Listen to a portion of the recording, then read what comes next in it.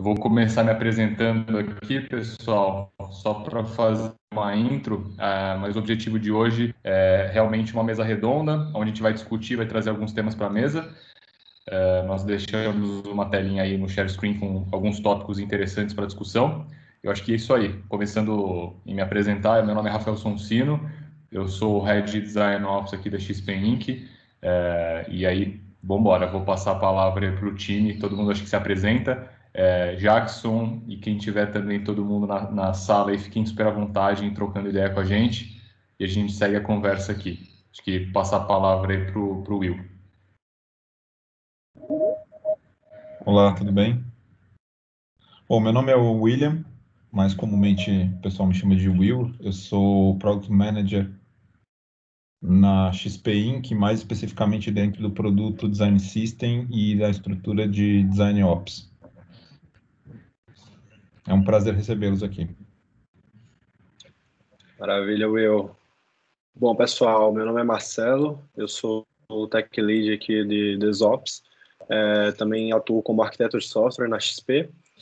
E, bom, vamos bater um papo aí, como o Sancino falou, o intuito é uma mesa redonda, qualquer dúvida sobre Design System, sobre qualquer tema que a gente falar aqui, manda a bala e a gente discute um pouco. Passar aí para o Vitão, vai lá. Fala pessoal, eu sou o Victor, sou engenheiro front lá em DevOps, estou junto com a galera lá no Design System e vai ser um prazer aí trocar ideia de um assunto que eu amo falar. Cara, não é só porque eu trabalho com isso não, é um assunto que eu curto muito e eu acho que vai ser um papo bem legal, expectativas bem altas aí. Show de bola, galera. O que vocês acham? Talvez eu possa começar puxando aqui, pessoal, o ponto 1 aí do nosso slide que vai guiar a nossa conversa hoje, nessa mesa redonda. Talvez iniciando, comentando um pouco como é que foi, né, o cenário, como é o cenário aqui na XP Inc. E por que a gente começou um Design System, por que a gente formou o time de Design Ops. E aí eu acho que eu vou trocando já na sequência aqui com o Will, com todo mundo. Acho que vou dar um pedacinho e eu vou passar para todo mundo seguir falando, tá? Mas aqui na XP Inc. a gente sempre brinca que a gente vive o nosso dia a dia aqui, o clássico cenário de design e tecnologia em escala. Então, tudo aqui acontece de uma maneira super rápida e exponencial. Nós estamos aqui aproximadamente já 1 ano e meio, após foi no final de 2019 que a gente começou a montar o time, e de lá para cá muita coisa mudou. E nesse cenário de tudo crescendo muito rápido, vários times, necessidades, produtos, desafios, lá de trás a gente já visualizava um pouco disso e a gente se estruturou, formou o time e entrou de cabeça aí na construção do nosso time de Design Ops e na construção do nosso produto Design System. Eu vou passar um pouco para o Will comentar um pouco como é que foi o desafio aí, e acho que cada um de nós pode trazer um pouco para a mesa as diferentes lentes que tem aqui, né, no papo, né, tanto do lado de design, quanto do lado mais de estratégia, produto, negócio, e também do lado de tecnologia. Vamos lá, galera? O que vocês acham de seguir assim? Pode ser? Obrigado, Sonsino. Acho que assim, para contextualizar um pouco, né, um pouco lá atrás, o que fez a gente olhar para esse desafio, né, foi justamente a gente tem um mercado crescente, a gente tem, obviamente, como quase todas as companhias de tecnologia, a preocupação com o desenvolvimento de plataformas, de softwares, de aplicativos, de aplicações web, justamente para entender as necessidades do cliente e propiciar melhor engajamento para eles. E a gente começou a se deparar justamente com essa concepção de produtos de forma escalar, mas que acabam justamente propiciando, por conta das autonomias e por conta de todas as construções preocupada por times diferentes, por, né, uma grande camada de quantidade de squads criando interfaces, a gente se deparava com alguns desalinhamentos entre eles quando a gente falava de consistência visual, consistência de código, consistência de estrutura. Né? Obviamente, a gente tem dentro do cenário da XP Inc. diversas linguagens de programação, diversas frameworks, diversas necessidades específicas, e a gente começou a olhar muito para o critério de como a gente cria uma estrutura que ajude a os produtos terem uma consistência, terem um certo padrão de estrutura um pouco mais conciso, né, um pouco mais claro para eles, sem que eles perdessem a liberdade de construção de produtos. E a gente começou a olhar muito para todas as interfaces para entender realmente o que existia, né, qual era o cenário atual, qual era a realidade de cada um dos produtos e ver como a gente realmente poderia construir algo que fizesse sentido para todo mundo. E foi nessa concepção que a gente olhou para o design system, né? A gente fez questão de conversar com todas as áreas da companhia, desde arquitetura, que sempre foi parceiro desde o início, segurança, DevOps, Analytics, a parte de Data Science, aqui a equipe de design. Então a gente começou a formar um grupo de multi-áreas para que justamente a gente criasse um produto que conseguisse atender todos os critérios da companhia. E acho que esse foi o primeiro grande desafio, né? Como a gente integra tantos times com tantas necessidades diferentes para criar um produto único que comportasse uma esteira concisa dentro da companhia. E aí, obviamente, a gente acabou tendo muitos percalços no caminho, né? Alinhamentos, desalinhamentos, realinhamentos, justamente para que a gente conseguisse agregar todos os pontos de vista de todos os profissionais de todas as áreas ali dentro.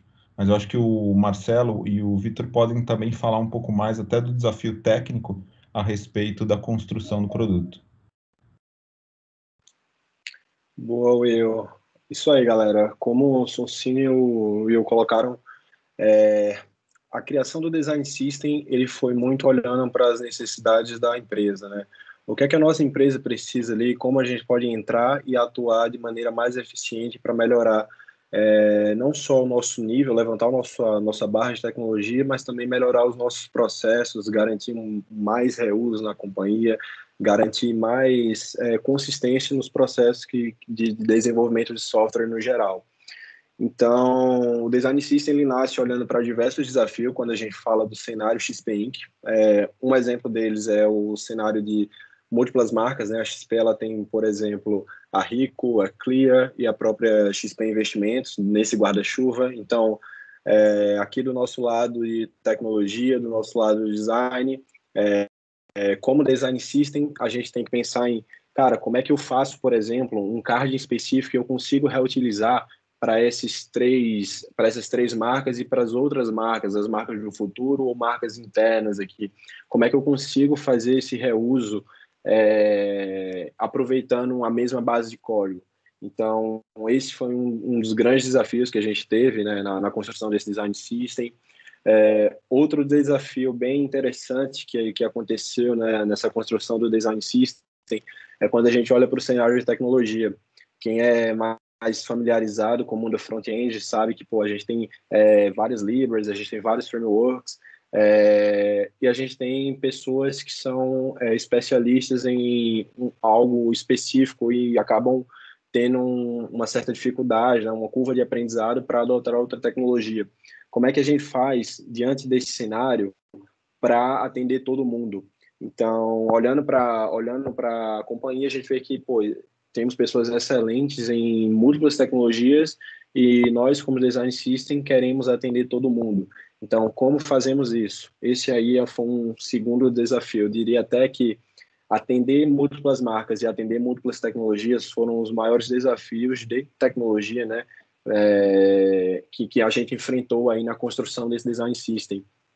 Além desses desafios um pouco mais técnicos, a gente também tem o desafio de, cara, como é que a gente leva essa documentação, como é que a gente leva essa cultura para as outras pessoas, né? Como é que a gente dissemina tudo que está sendo criado e todos esses padrões para toda a companhia. E como a gente mantém essas pessoas alinhadas com a maneira que a gente está estudando, o processo que a gente está estudando de desenvolvimento de software, desde ali da ponta do design até entregar ele em produção num blob storage.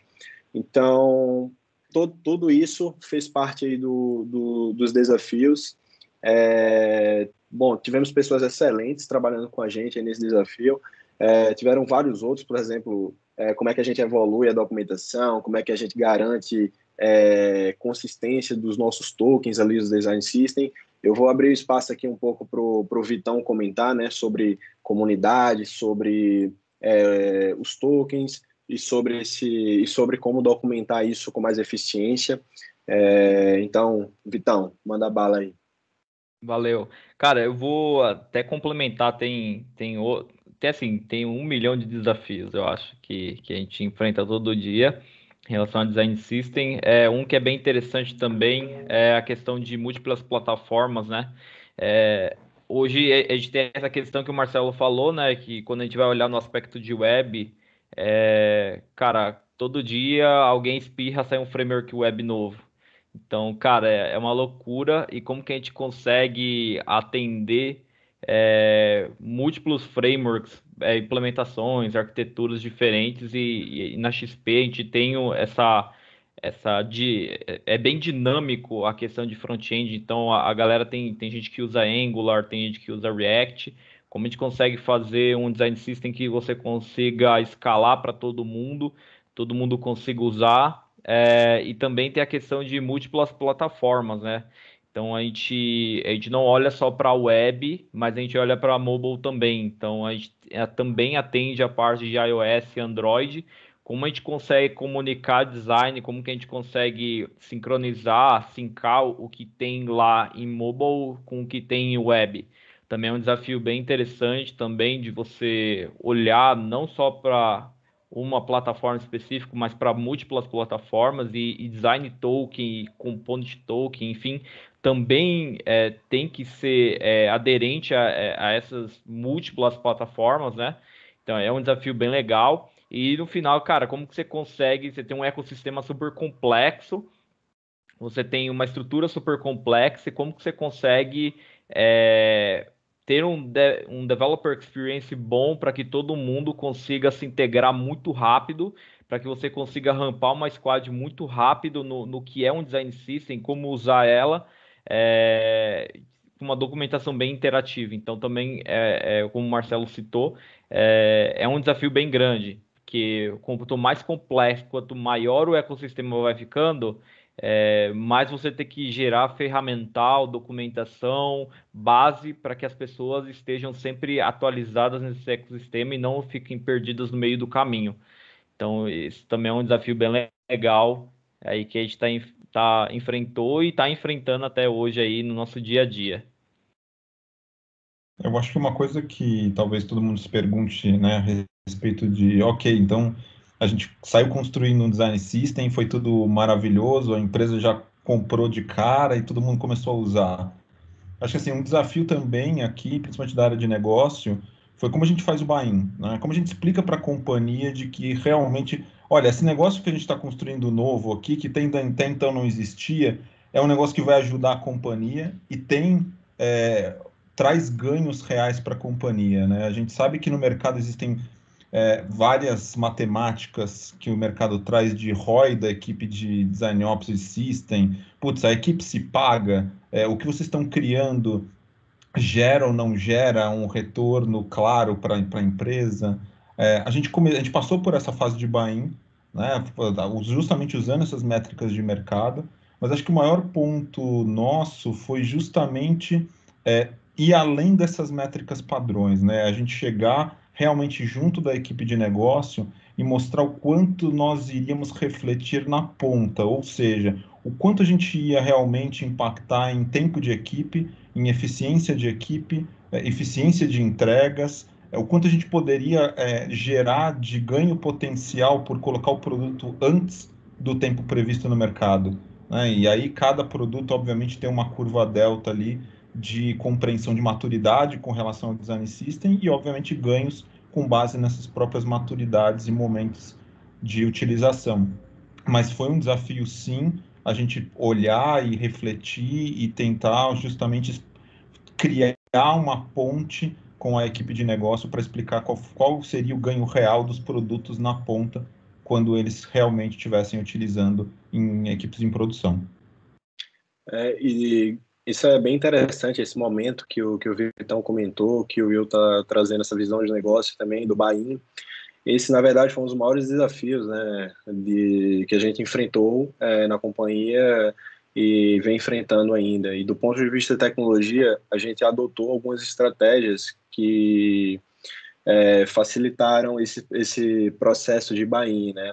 Eu vou dar um exemplo aqui, a XP CLI. Nós desenvolvemos uma CLI interna que ela facilita a adoção de projetos que sigam a estrutura do Design System, que sigam a componentização do Design System, que siga o processo que foi estudado e que foi entendido como o processo ideal para a construção de componentes corporativos.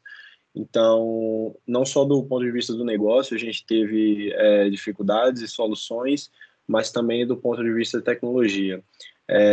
Além disso, outras soluções mais simples, mas que tiveram grande valor em manter as pessoas conosco e manter as pessoas de tecnologias alinhadas com o Design System, além da criação da comunidade, foi integração com ferramentas da própria companhia.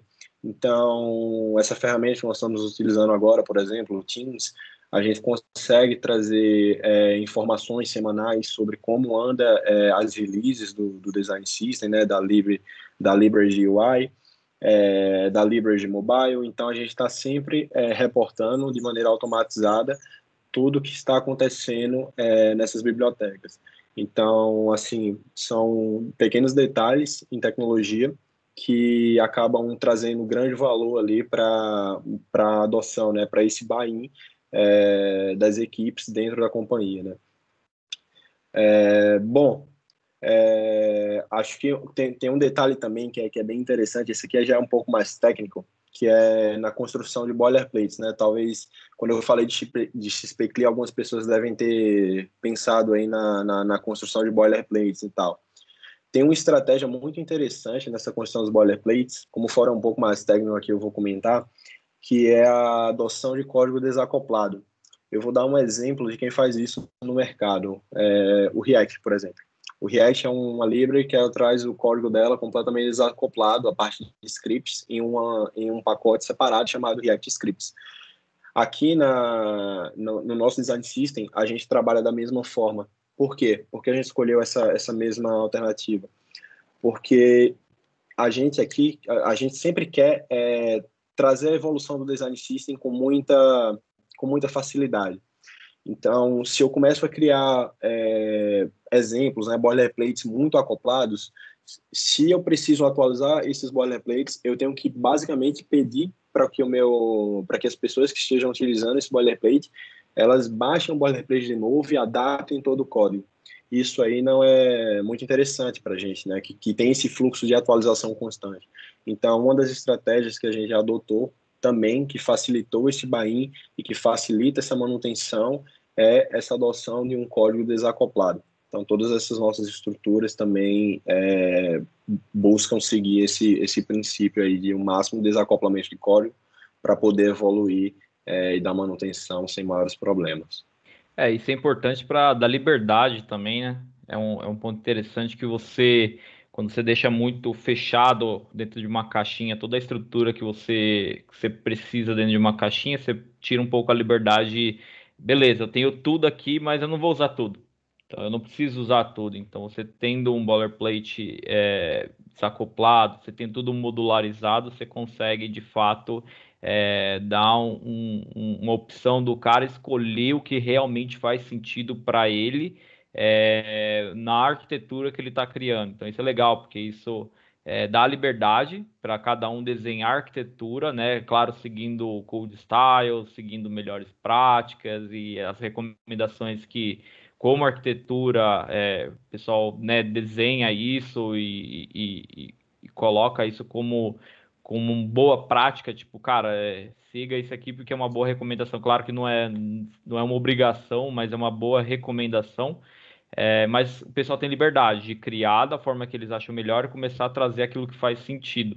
Então, tem um aspecto de liberdade também que é bem importante para entender, tipo, cada cenário que a gente tem, que é bem diverso.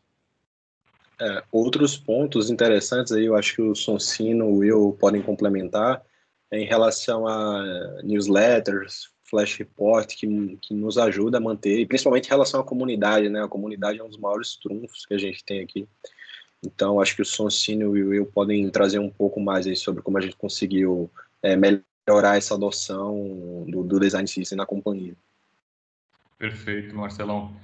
Cara, com certeza, acho que até aproveitando aqui, galera, trazer a gente, né, a conversa está bem bacana, a gente falou de ferramenta, a gente falou de alguns desafios, né, a nível estratégico, depois a gente desceu um pouco para o tático, falamos de várias soluções aí que a gente acabou construindo na própria cozinha do restaurante aqui para atender as necessidades da empresa, né, da XP Inc.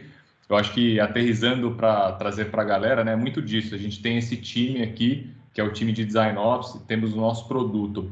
E até devolvendo para o Marcelo e para o Vitão daqui na sequência, é muito, né? O Design System ele não vive solo, né? Ele precisa de um time de especialistas, né? Que é o que a gente chama do time de Design Ops aqui, que é quase que são as pessoas responsáveis por facilitar, escalar de tudo isso que a gente está falando hoje aqui dentro de uma organização do tamanho da XP Inc.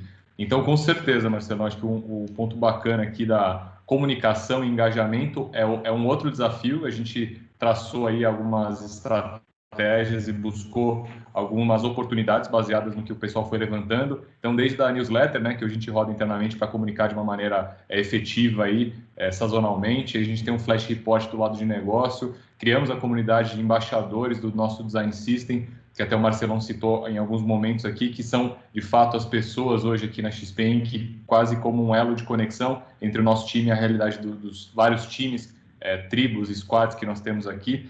Então, só trouxe um pouco aqui, né, aterrissei essa questão de, sem o Design Ops, tudo isso não seria possível, né? A gente seríamos, sei lá, profissionais meio apartados ou pulverizados. E hoje a gente trabalha, né, com esse time que é centralizado, porém confederado, trabalhando com outros times. E até devolvendo um pouco para o Marcelo e o Vitor e o Will aqui, eu acho que existem vários desafios também, saindo do técnico, né, como o expert, o especialista, como a gente pega esse nosso conhecimento e nessa visão mais do Ops, desse operacional, como é que a gente orquestra, como é que a gente conecta, como é que a gente comunica, como é que a gente mentora. Então, são também temas de uma equipe de Design Ops, até devolvo até para o Will trazer um pouco da visão do negócio, dos desafios, e também para o Marcelo e o Vitor comentarem aí, tipo, beleza, mas nessa lente de Ops, né, quais são esses desafios mais técnicos? O que eu tenho que fazer para, tipo, assegurar que a galera gostou, que funciona, que está sendo utilizado no dia a dia? Então, trazendo para vocês um pouco, até a gente pode falar de alguns ganhos que nós já tivemos aqui, mas passo aí a bola também para o Will, galera. Boa. Acho que assim, primeiramente, até pegar um gancho com o que você falou, Sonsino, a respeito de Design Ops. Primeiro que, assim, apesar do nome Design Ops, é um time multidisciplinar, né? Primeiro ponto aqui, não são só designers, não são só desenvolvedores, a gente cria no time de Design Ops justamente como se fosse uma squad, né? Então a gente tem tanto a parte de tecnologia, como a parte de design, quanto a parte de negócio, para que a gente realmente crie e trabalhe o Design System como um produto e não um projeto, né? A gente sabe que não existe maneira certa Design Systems que são geridos por desenvolvedores apenas, Design Systems que são geridos por designers, mas a questão da multidisciplinaridade, a questão do time de Design Ops como um todo, não é só, como o próprio Sonsino e o próprio Marcelo comentaram também, a parte técnica, né? Existe a questão de como a gente pensa no produto e não simplesmente na evolução dele, mas como a gente pensa em realmente dele ser aplicado, como a gente traz essa visão, esse time dedicado para a operacionalização disso, ou seja, que tipo de processos você precisa ter para conseguir implementar da maneira correta, que tipo de preocupações você precisa ter de mapeamentos dos times e necessidades e vantagens, até para você ter uma priorização e escolha de por que você criou determinado componente, ou determinado template, ou determinada pattern, ou determinada estrutura para atender os times. Então, essa preocupação de análise é o que o time multidisciplinar acaba trazendo diferentes percepções para essa melhor construção, né? E aí, indo nesse encontro da operacionalização, é justamente o porquê um time deste para uma construção de um produto a larga escala.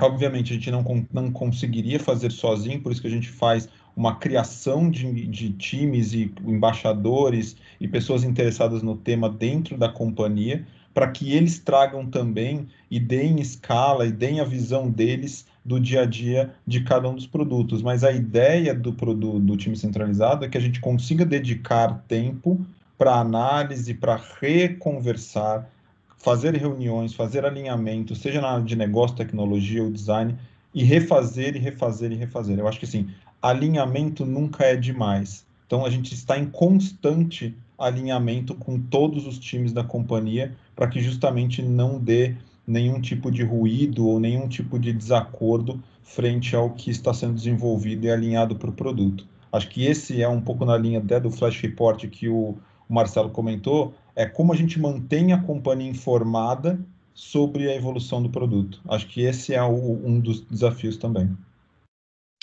É Perfeito, só. Você vai Opa, falar vai um lá, pouco Vitão. aí? Não, mas Vai lá, você. vai lá. Beleza. Só complementar aqui o que o Will falou.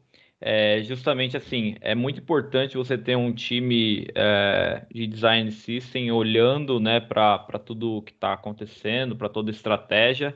Assim, tem várias formas de você trabalhar com escalar design system, né? E uma dessas formas é você ter um time centralizado e você ter os federados, né? Você ter o confederado que você expande o design system em pequenos times e assim vai espalhando o design system na companhia como um todo. É muito importante para escalar. Mas aí, olhando assim tecnicamente, é muito importante você ter um time que olha para design system, porque é um time que vai olhar não somente as necessidades do dia a dia, não somente o componente que a gente precisa implementar para uma experiência X, para uma experiência Y, mas é um time que vai olhar para a companhia como um todo e falar, ó, cara, daqui 6 meses, aonde a gente vai chegar em relação à tecnologia? Cara, qual vai ser o time que a gente vai atender? Como que a gente vai lidar com experiência? Como que a gente vai lidar, por exemplo, com motion? Cara, qual vai ser a diretriz de motion da empresa? Cara, qual vai ser a diretriz de lidar com a acessibilidade da empresa como um todo, em todas as marcas? Você tendo um time de design system, é um time que vai olhar para essa ponta e olha com um aspecto muito global. E isso é muito importante. Aí depois você tem os times que estão federados com a gente, que são os nossos embaixadores. Que você forma, é como se você estivesse formando discípulos. Então você pega uma galera, você coloca todo mundo na mesma visão, vai estar todo mundo alinhado no mesmo propósito de amadurecer a empresa em relação à tecnologia e melhorar a forma que a gente codifica hoje, a forma como a gente constrói experiência, como a gente constrói aplicação. Quando está todo mundo na mesma visão do time central do Design System, a gente começa a enviar essa galera, né, aonde eles estão, né, nas squads, nas tribos que eles estão, para ser representante do Design System lá. Então isso é bem legal porque você consegue escalar muito rápido uma visão que começou no core do Design System, no time central, o time de DevOps, você começa a espalhar a mesma visão. Então é algo bem legal, porque você consegue, por exemplo, eu tenho uma visão muito específica para construir uma experiência, por exemplo, na Clear, na Rico, que são as marcas do grupo da XP.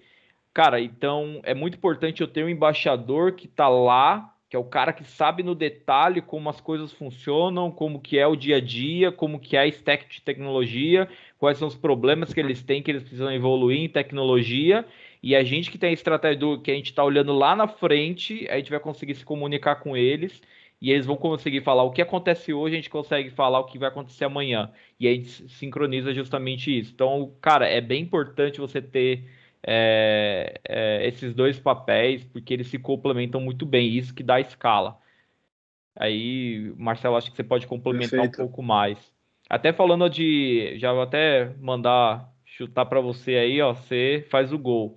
Até em relação à relação de open source, inner source, cara, você tem essa visão de um time que se complementa ao DevOps, né? É muito importante para você conseguir construir tudo isso que a comunidade XP está querendo fazer em relação à inner source. Aí o Marcelo pode falar um pouco mais disso aí. Boa, Vitão, perfeito. Muito bem colocado. Só acho que complementando mesmo, você colocou muito bem. Esse time específico, esse time centralizado de DevOps, que acaba por cuidar mais no detalhe do design system, ele é muito importante nesse processo de governança, né? Estabelecer esse processo de governança, porque, enfim, quando você está iniciando um projeto, você tem N pessoas com N visões diferentes, e quem é que vai tomar, né? Quem é que vai tomar a frente desses processos de decisão, né? Quem é que vai levar em conta, assim, juntar todo mundo para tomar uma decisão específica e estabelecer a governança, ou estabelecer diretrizes de tecnologia ou de design para aquele design system específico. Então, nesse ponto da governança, esse time ele é essencial. E aí esse ponto da governança ele acaba também respingando na questão do inner source, né, em facilitar, em estabelecer esses syncs, estabelecer esse processo específico que vai desde, cara, setar aqui minha branch para provar que são 2 approves, até, de fato, essas syncs, essas reuniões que vai escolher se, por exemplo, se eu vou criar um componente com a prop A ou com a prop B, dependendo do padrão que usa o Material, dependendo do padrão que usa o Ionic, dependendo do padrão das referências que a gente levar em consideração. Então, todo esse processo de governança, ele fica muito bem estabelecido quando você tem um time centralizado, né? Ele ajuda a manter a maturidade desse processo. Bom, ainda em relação enfim, escalabilidade dos times e a comunidade em si, tem um ponto muito interessante. Quando você olha para a companhia, né, para a XP Inc. como um todo, você costuma pensar muito nas marcas, né? Você pensa em Ricoh, Clear, XP, e você pensa, como eu falei, no card para Clear, no card para XP, no card para Ricoh. Mas existe quando você está falando da SPI, que existe uma certa categoria de componentes, né, que a gente pode colocar dessa forma, que a gente chama até de componentes.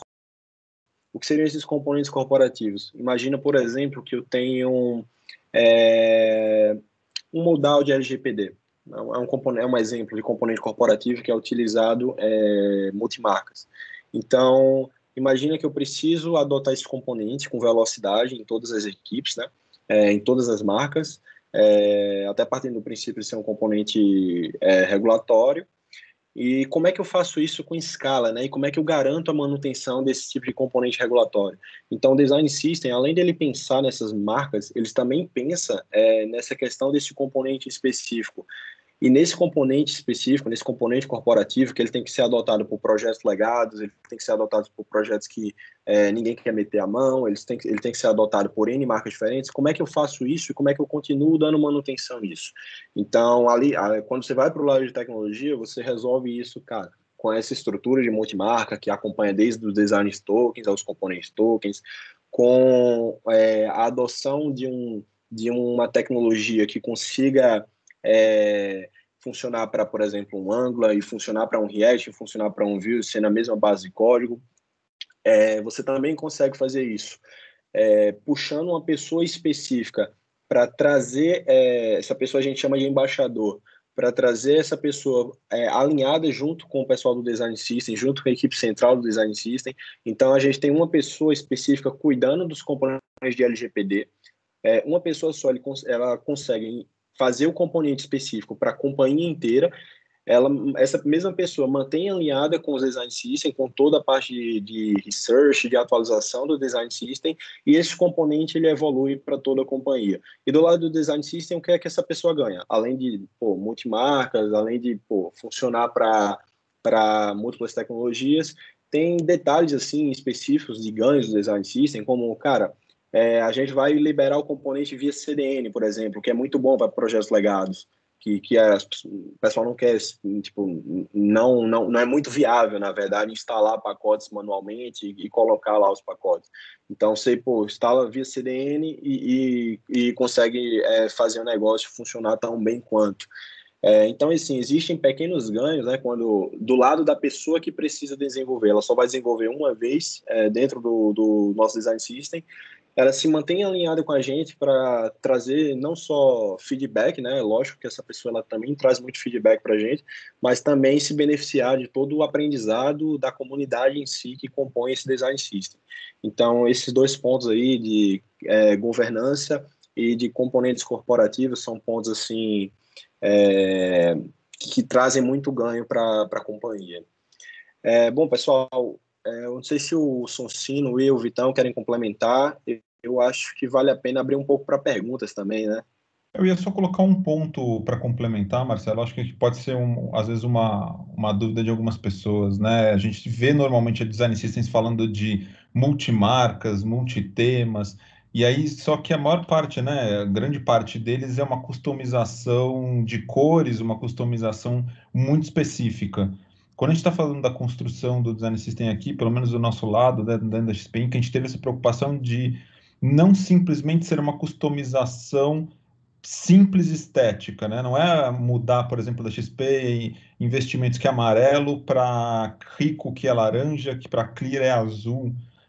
Como a gente incorpora e a gente encapsula cada uma das características da marca nos tokens específicos daquele tema, e aí você tem experiências e componentes que se adequam à realidade e ao contexto estético de cada produto. Então a gente customiza de forma 100% aquele componente para que ele não é simplesmente a gente não vai ter plataformas white label 100% onde a experiência é igual para todos e a gente simplesmente adapta o componente para aquele contexto. A gente consegue alterar a nível de várias variáveis possíveis, seja de espaçamento, tipografia, cores, rounded, shadow, várias questões que a gente consegue customizar a experiência daquele mesmo componente. Por isso que o Marcelo fala muito de componente corporativo, né? É como um componente consegue atender N realidades de experiências diferentes com características totalmente diferentes. Perfeito. Sonsino, quer complementar? Vamos abrir para pergunta. Eu acho que tá perfeito.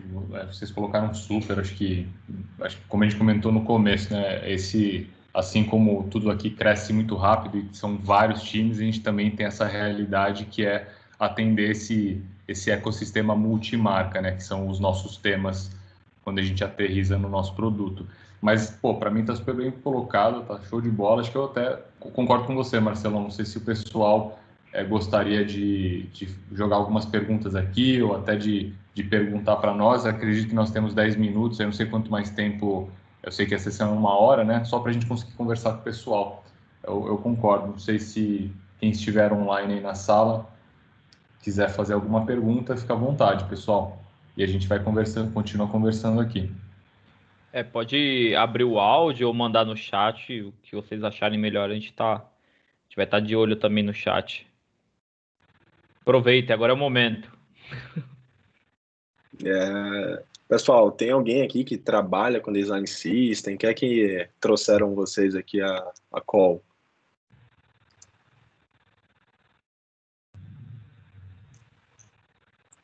De repente aí o Jackson, o Marcos, alguns de vocês trabalham com Design System, são design, são de tech. Pode ficar acanhado não, pessoal, pode perguntar.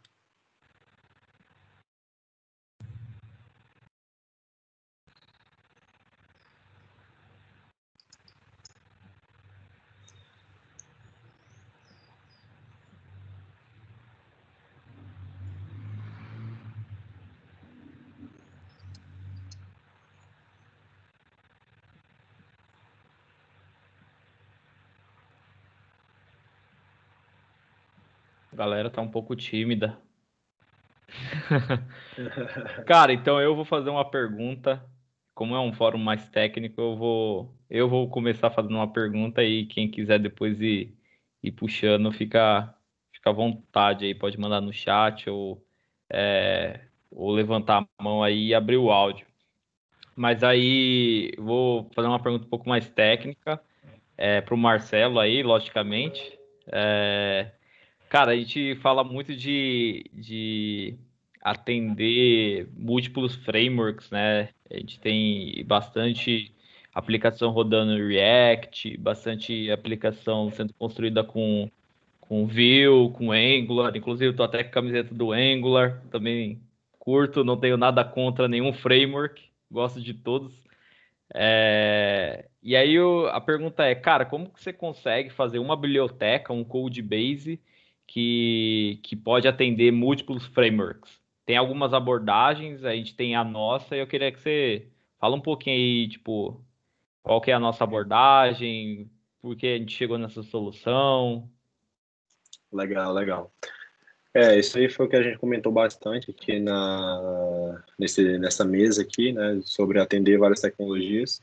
E quando a gente começa a pensar nisso aí, principalmente quando a gente fala ali do lado de web, a gente tem que pensar que tem que voltar um pouco para a base, né, e pensar que no final de contas ali, no final de tudo, a gente está falando que tudo é JavaScript, né, independente de ser Vue, independente de ser Angular, React, Svelte, Polymer, o que for, vai ser no final das contas sempre JavaScript. E diante disso, a gente tem várias opções, né? A gente pode seguir simplesmente com JavaScript puro mesmo e, enfim, andar com os componentes meio que poderia, por exemplo, seguir como segue o Bootstrap, simplesmente colocando classes específicas e trabalhando ali bem o CSS, ou mesmo seguir com JavaScript puro mesmo, no máximo utilizando alguma coisa de custom elements e, enfim, componentizando dessa forma. Para levar em consideração todo esse cenário, tem uma tecnologia específica muito interessante na construção de componentes com JavaScript puro. É uma tecnologia chamada Web Components. Ela não é tão nova assim, mas ela ainda não pegou um hype muito grande. Então, quando a gente fala de Web Components, por que ela é interessante, né? Quando a gente fala de Web Components, a gente está falando ali basicamente da junção de 3 tecnologias. A gente está falando de Template Slots, a gente está falando de Custom Elements e a gente está falando de Shadow DOM. Essas 3 tecnologias, elas são o core do que se chama Web Components. E por que elas são core? Porque com Template Slot eu consigo estabelecer uma relação de hierarquia entre os componentes. Com Shadow DOM eu consigo encapsular esse componente. Dessa forma eu evito qualquer side effect da página, então de fato eu torno ele um componente. E Custom Element eu consigo dar um nome para esse componente, né? Eu consigo chamar ele, em vez de eu chamar ele de div e passar a class container, eu posso chamar ele de meu design system -container. Então, quando eu junto essas 3 tecnologias, que a gente chama de Web Components, essa junção, eu consigo ter componentes escritos em JavaScript e com muita robustez, né? Enfim, com toda uma estrutura fácil de você manter. E continuando ainda na pergunta, quando uma vez você escolhe seguir com Web Components, você tem algumas libs bem promissoras no mercado, né? Você vai ter o Svelte, como eu comentei, você vai ter o Polymer, você vai ter o Stencil, você vai ter, algumas nem são livres, né? São two-chain builds, na verdade. E aí você pode escolher qualquer uma dessas para seguir com a abordagem no Design System, né? Lógico, independente do que você escolher, vai ter vantagens e desvantagens. Do nosso lado aqui, a gente levou em consideração vários pontos para escolher uma e, enfim, andamos com Web Components. Dessa forma, conseguimos atender todas as tecnologias aí sem maiores problemas. Acho que é interessante comentar que, por ser uma tecnologia nova, a gente tem que enfrentar alguns desafios que não são muito comuns. Na verdade, são comuns, mas já estão resolvidos em outras tecnologias, como React, Vue e Angular. Um desafio interessante, por exemplo, como é que eu faço CSS em JS, por exemplo, utilizando Web Components. Eu não tenho nenhuma library pronta para isso. Meu Styled Components não vai dar suporte para isso. O Emotion não vai dar, também não vai dar suporte. Stylus não vai dar também. Como é que eu ando? Como é que eu resolvo isso aí se eu preciso de CSS em JS? Então, isso aí são alguns desafios menores que aparecem a partir de uma escolha específica e que a gente também busca resolver aqui dentro de casa, criando tecnologia e brevemente aí exportando aí para todo mundo utilizar também. E quando a gente olha ainda para um contexto mobile, né, de tecnologia, de qual tecnologia eu deveria escolher para, enfim, seguir agnóstico, né, e conseguir escalar para os demais times, a melhor escolha nesse caso em específico é você ir de nativo, né? Porque apesar do cenário mobile ter enfim, libraries, frameworks para você desenvolver, você sabe que é muito mais simples. No final é o mesmo pensamento, né? No final tudo vai virar código nativo ali, ou no máximo um WebView. Então, como é que eu faço para desse código nativo? Como é que eu faço para escolher então qual tecnologia eu vou adotar? Então, naturalmente você cai no nativo, e aí do nativo você pensa em, cara, será que eu consigo utilizar o nativo no Xamarin? Será que eu consigo utilizar o nativo no React Native? Será que eu consigo utilizar o nativo no Flutter? Então, é muito mais tranquilo, digamos assim, você sair do nativo, né, do nativo para o Flutter do que do Flutter para o React Native, por exemplo. Então, em mobile a gente são, entre outras coisas, né, entre adotar, enfim, ser adotável por toda a companhia e também olhar para quais são as experiências de desenvolvedores que a companhia tem. A gente levou em consideração tudo isso e seguiu com essa escolha, né? Tanto, digamos que a gente foi nativo em web e nativo em mobile.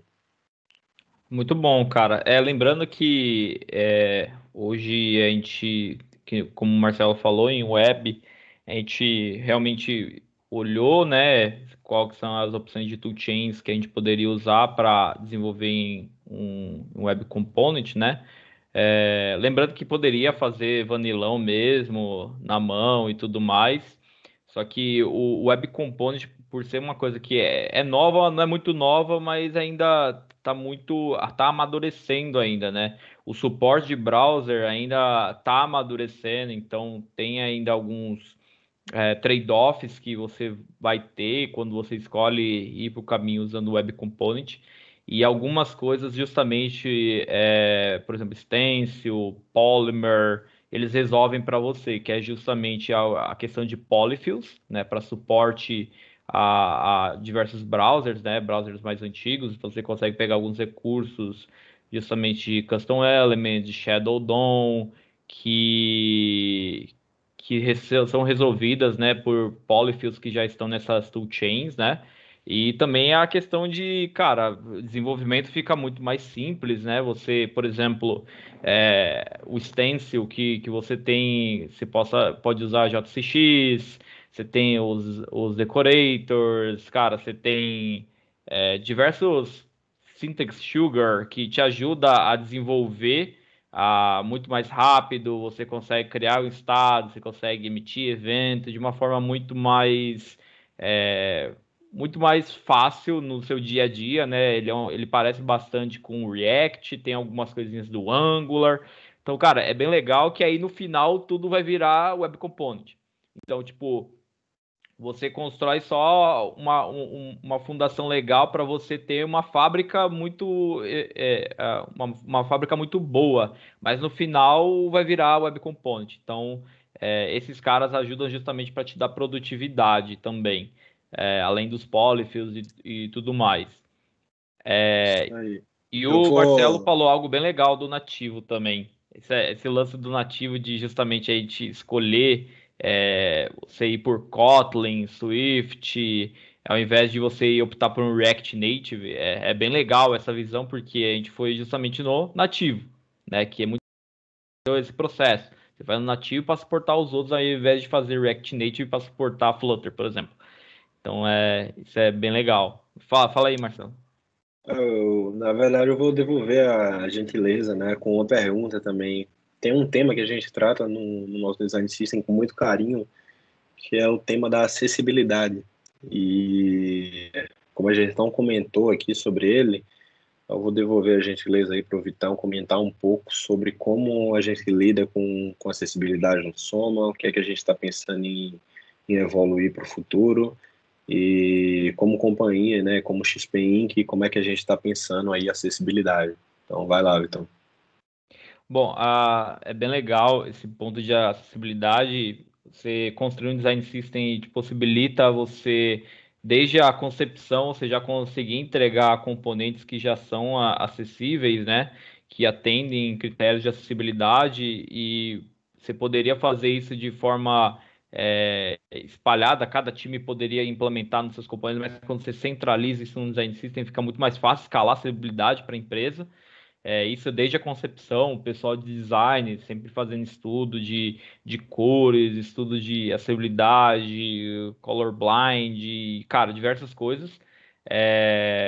E aí chegando em tech, né, que aí já, né, já é mais a minha praia, a praia do Marcelo.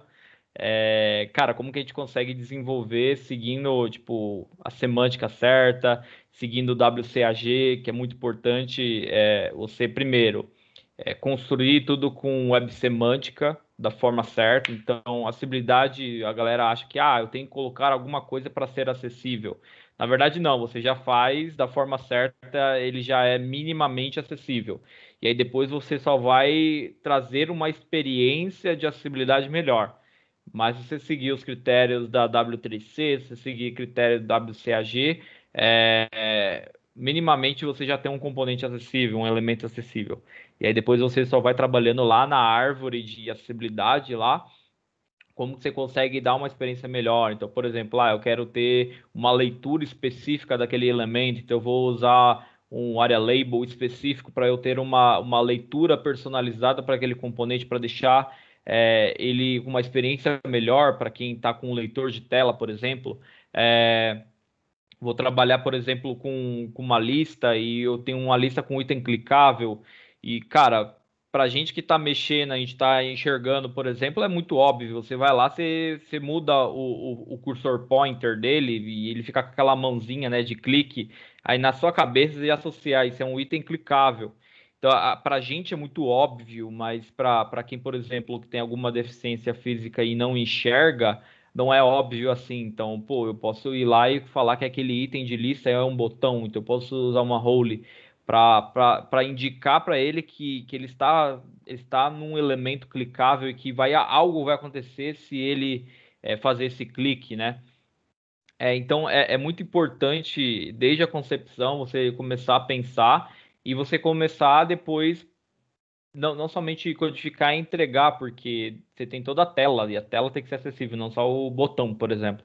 Então é como depois que você constrói algo bem acessível, como que você passa essa cultura para todo mundo, saca? Que é onde entra em documentação, onde entra em guia, cara, como que você consegue fortalecer o conhecimento da galera a respeito desse assunto. Não sei se respondeu a pergunta, Marcelo, mas cara, tem acessibilidade dá uma talk só sobre isso também. Boa. Responder assim, eu acho que eu pode complementar também.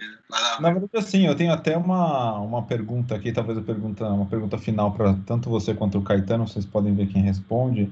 Então, assim, teoricamente, bom, design system é um negócio multiplataforma, multilinguagem, que tem acessibilidade, é o coelho da cartola.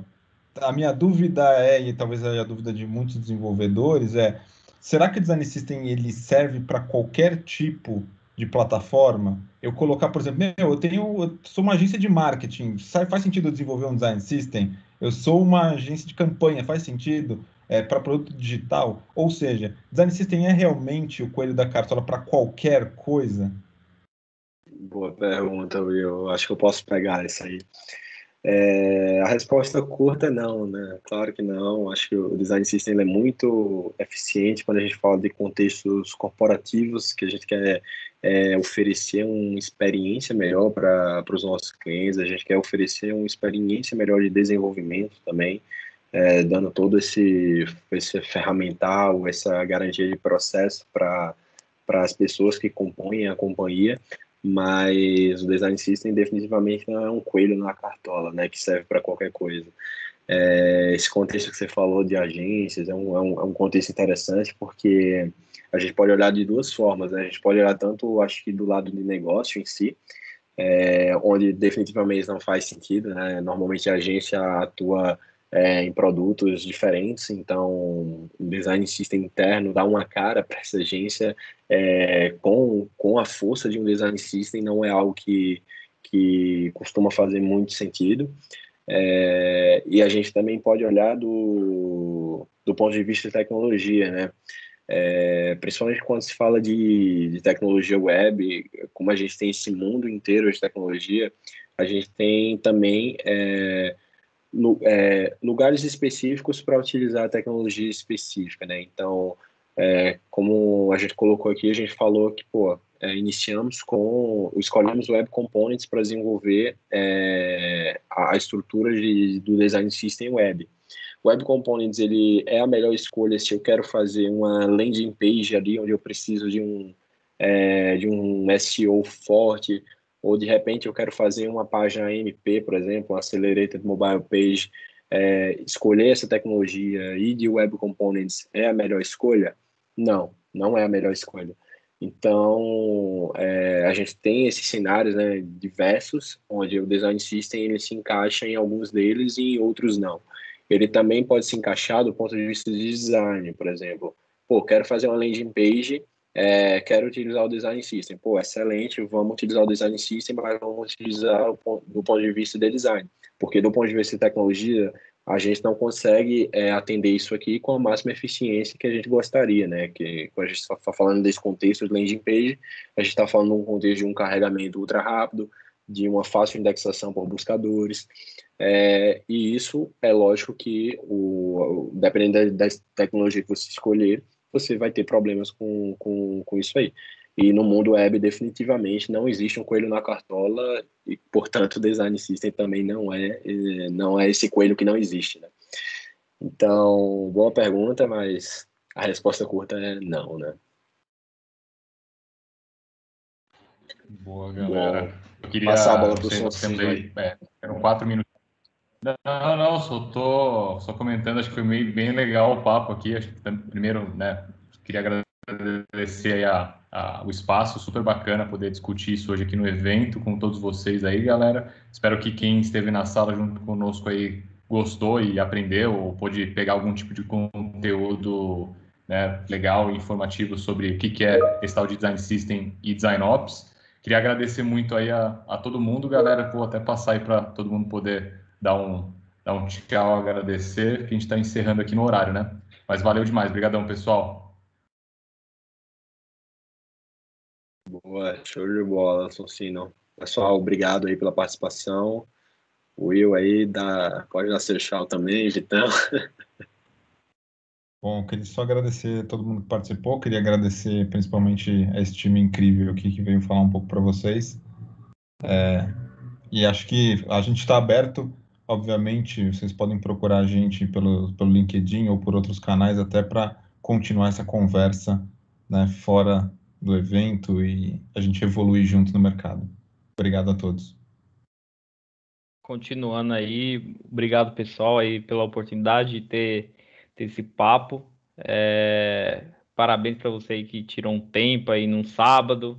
Pô, podia estar fazendo várias coisas, tá tirando tempo para estudar, para ganhar conhecimento, isso é bem importante. É algo que traz frutos, né? Que vai gerar frutos no futuro. E, cara, só tenho a agradecer aí a oportunidade e fica aí o convite quem quiser, né, acompanhar a gente em redes sociais, né, LinkedIn, quer conversar depois sobre esse assunto, às vezes não trouxe aqui, mas depois quer chamar para conversar. Canal super aberto aí, podem chamar a qualquer momento que está gosto de falar sobre esse assunto aí.